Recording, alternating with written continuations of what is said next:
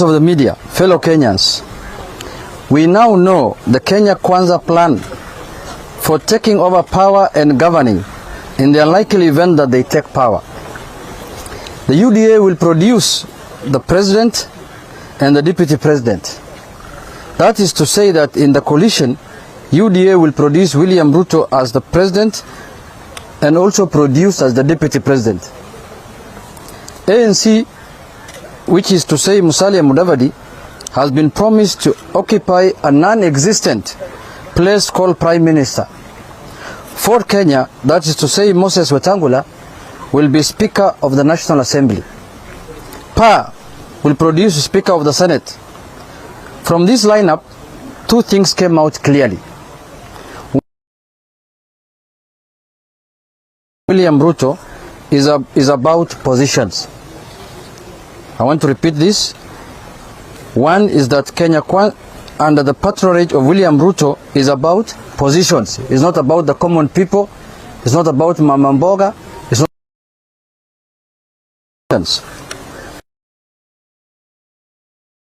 Speaker, which Ruto has shared. Musalia to be Prime Minister, Kingi to be Senate Speaker, and Mutua to be Cabinet Minister. These are called positions. These things they have shared are called positions. Vyeo, vile alikuwa anasemanga. The very thing Ruto has condemned for more than 4 years. He has been telling Kenyans that their coalition, they are coming together, is not about sharing positions. It's about helping the common people. It's about helping Mama Mboga. It's about helping Boda Boda. Now, the thing has boiled down to sharing of positions. And these men, Ruto, Musalia,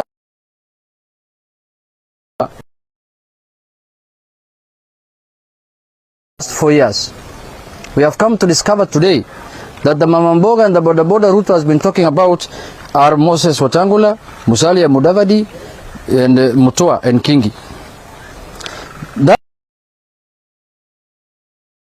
That they will be no. You can remember that?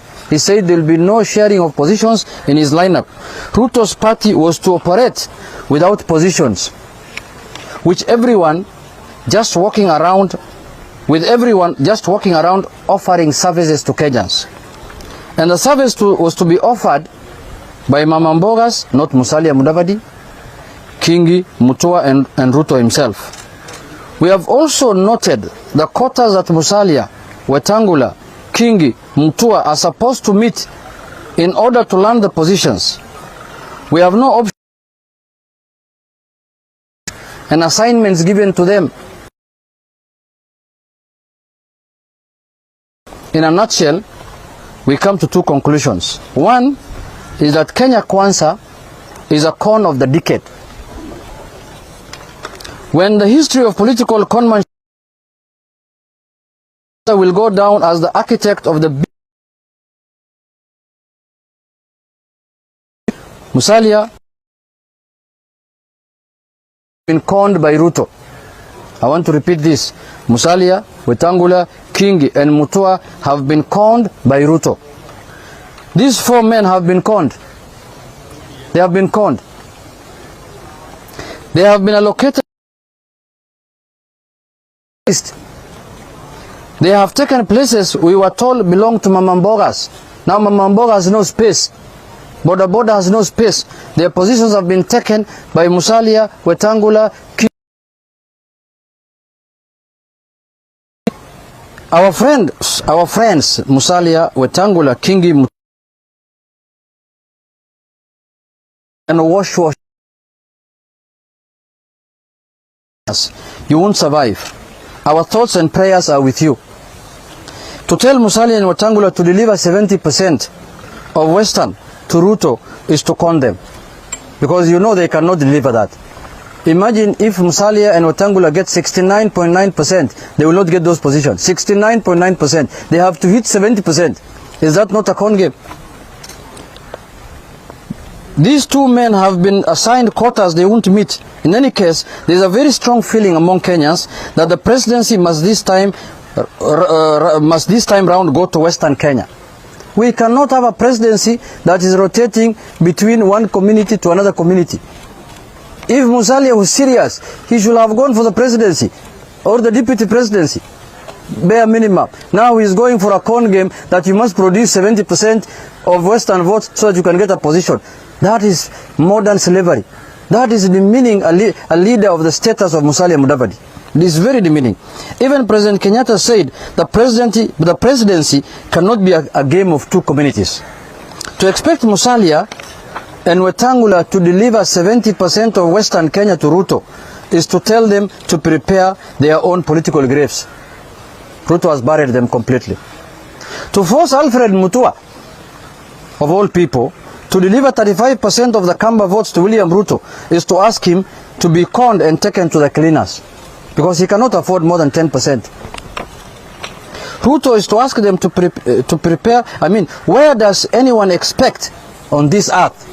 Where does anyone expect on this earth Governor Kingi to get and deliver 50% of the cost people if he cannot deliver even Kilifi to Ruto? Honestly. Now, they said, and we repeat, you can fool some people sometime, but you cannot fool all the people all the time, Mr. Ruto. You can only fool some people for some time, but you cannot fool all the people all the time, Bana Ruto. Let us allow Ruto to fool Musalia, Wetangula, Kingi and Mutua among others, but let us tell Ruto he can't fool all of us. In any case, Kenyans agree with President Kenyatta that the presidency cannot and shall not be a preserve of two communities. We agree that with President Uhuru. The presidency cannot be the preserve of two communities. In Azimio, we have been clear from the start that Kenya needs a political and governance structure that accommodates all our communities, regions, and all their diversities. That is why we brought BBI. Now Ruto has opposed BBI vehemently for the last 5 years. Now today is creating the same position that BBI was advocating for Prime Minister and Deputy Prime Minister. He's not ashamed of himself. He spoke at Bomas 1, at Bomas 2, like somebody who came from the moon, and told Kenyans that we don't need positions. Today he's dishing out the same positions to Musalia and other people. That tells you what kind of character we are dealing with. A hypocrite per standard. He is the man who said we don't need BBI, we don't need to create positions, we don't need. Now he's reinventing BBI through the back door. Why didn't he join the train of BBI if he thought that he needs this position so much like the way he's doing? That remains our stand. No code games is in. That is what Azimio is. In Azimio, we have a leader who has suffered for what is right and not what is convenient, because Ruto is doing what is convenient for him. It was not convenient for him, he opposed. Now he needs it, it's convenient for him, he is reinventing BBI through the back door. Let us leave conmanship to Kenya Kwanza. Let us pity Ruto, conned victims, but let us stand with what is right. As Azimio, we are determined to end this politics of conmanship and of taking adult politicians to the cleaners. End of my statement. Na ningependa kusema tunaonea huruma wale watu ambaye wamekuwa conned jana. Tunaonea hao huruma kwa sababu hawa ni viongozi ambaye tunawaheshimu. Ni viongozi ambaye walidanganywa ati sisi hatutaki BBI, si hatutaki vyeo, tunataka kusaidia mama mboga, tunataka kusaidia mama zili boda boda. Unapewa cheo ambaye haiko kwa katiba.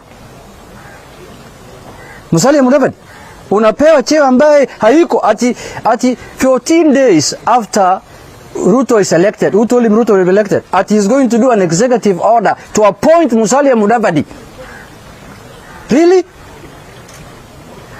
And when we wanted to make that, we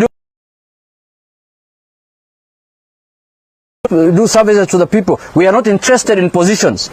So we want to, nataka kusema kwa kumalizia ya kwamba hii siasa ya conmanship, sijui inaitwa nini kwa Kiswahili? Jo, usinisaidie bana. Utapeli. Siasa ya utapeli lazima ikome. Kama wananchi wanataka BBI, wanataka vyeo, sema ukweli. Usitengeneze vyeo kwa dirisha, kwa mlango ya nyuma. Kwa hayo machache, asanteni sana, Mungu awabariki. Wacha gavana pia asungumuse.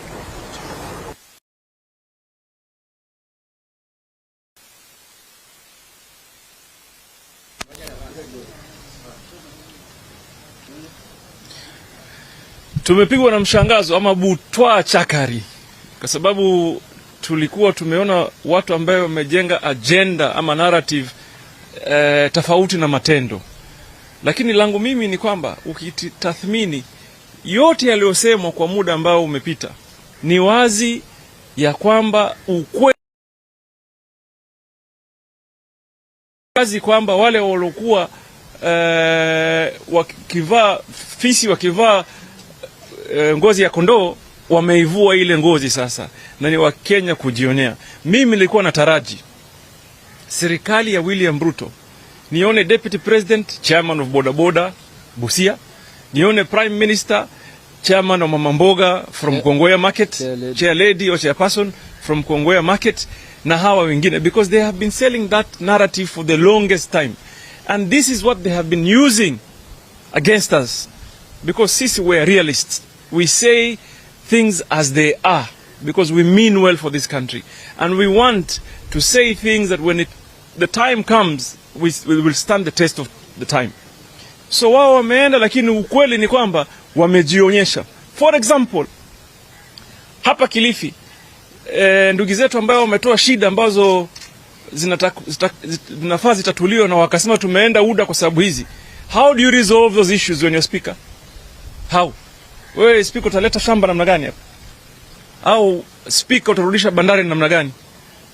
You know? Ama utafanya hizo ajira, utaandika watu through the Parliamentary Service Commission, watu watatu, lakini huwezi kutatua shida za watu wetu kwa kupitia positions za kibinafsi.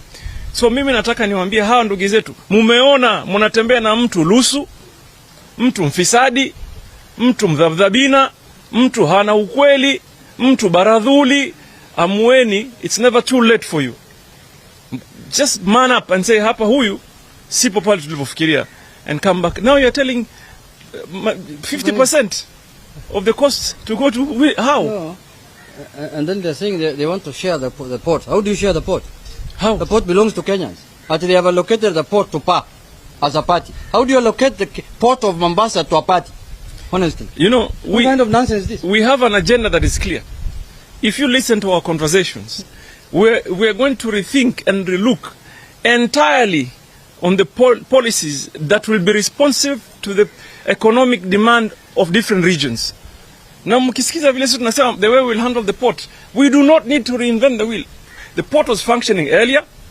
There were change policy issues that were not looked at critically, and we have said tutaangalia hizo vitu na zingine, lakini maneno ya kusema sijui that you have allocated the port to a party, to PA, the port. So why don't they allocate also Lake Victoria to a party, or they allocate Mount Kenya to a party?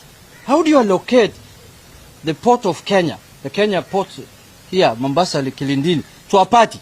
Basi allocate at airport. The airport pia si wapatie ODM airport. Chap iko karibu na nini? Wapatie ODM airport basi tuchukue. How do you allocate the port to a party, honestly? Is that not a con game? Anyway, any swali? Sababu kuu ya kulimia sababu kuu kulingana na wanakingi na mtua ilikuwa kwamba mkataba ambao mlitia sahihi nao hamkuwa na haja ya kuonyesha hasa kipindi ama kile ambacho kitokea ndani. Ndio wanasema mimi mwenyewe ni kama tapeli kwa sababu hamkuwa mnasema wazi yale ambayo yamefanya. Kisha jinsi mnavyozungumza ni kama mnataka kuna Kangula na Javadi na Kingi ambao tayari wameenda huko kufuji na jiunge na jihadi la Azimio. Unajua, inaonekana bana Wenga, wewe ulikuja kufanya press conference yako hapa, sio yetu. Sisi tumekuja kuongea na wewe juu ya hii maneno yamefanyika jana ya maajabu. Document yote ambayo ni ya coalition zinakuwa registered kwa political parties registrar. It is a public document. You can go and access it under Article 34, Article which one of access to information. So these documents are public. We deposited ours on 9th of April. It is there. Anybody can go and peruse it. Like the way theirs now has been. This scandal has happened yesterday because this document of Kenya Kwanza is the biggest scandal that has happened in Kenya. The biggest con game. So ours is not being fought over because it's not a scandal. This is a scandal. Wewe, you call yourself a leader How then do you come out uambie